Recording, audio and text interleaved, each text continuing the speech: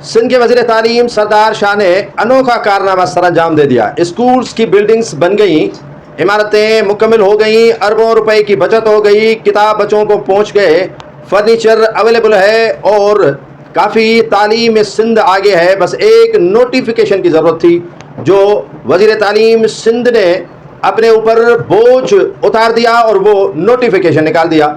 अब इस नोटिफिकेशन निकालने की ज़रूरत थी क्या, वो मैं आपको बताऊंगा। शाह साहब है, गहरी सोच है उसकी कि उनके नजराने से ये पैसे नहीं जाएं, उसी के खजाने में जाएं और ये फजूल पैसे हैं। पीपल्स पार्टी समझती है कि वो अजरक टोपी और पगड़ी यानी पटका पहनने वालों की जमात है और उसी का सूबाई वजीर उसी विजन पर कदगन लगा रहा है और सिंध भर में जितने भी टोपी अजरक शाल के तहफ़ दिए जाते हैं जो सिंध की रवायती सकाफत में शामिल होता है, उस पर पाबंदी आयद कर दी है।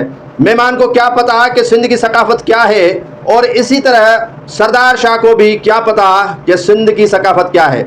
शेर व शायरी में वक्त गुजारने वाला और पीपल्स पार्टी की क़यादत को इधर उधर का बयानिया देकर काबू करने वाला सरदार शाह किसी जादूगर से कम नहीं।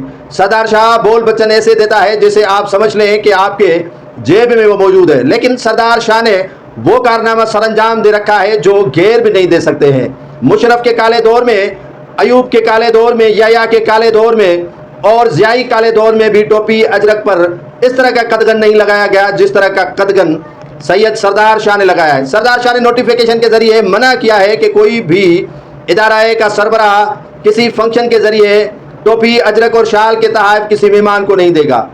अब फॉरेन का डेलीगेशन आता है तो उसमें यही सूबाई वजीर अहकाम जारी करते हैं कि टोपी अजरक लेकर आओ और उसी से ही बजट बनाई जाती है और उसी बजट में ये कटौती होती है। वज़ीर आला सिंध के यहाँ मेहमान आते हैं तो ये अजरक टोपी का पहनाना और ये तहफ़ देना सिंध की सकाफत में शामिल होता है, लेकिन पता नहीं सरदार शाह को ये सिंध की सकाफत क्यों बुरी लगी है। ये तो सवाल जो मुल्की सदर हैं आसिफ अली जरदारी, जो हमेशा टोपी पहनकर ऐवान सदर में बैठते हैं, उसी से पूछा जाए कि किसने वजीर को यह अख्तियार दिया है कि सिंध की सकाफत पर कदगन लगाए।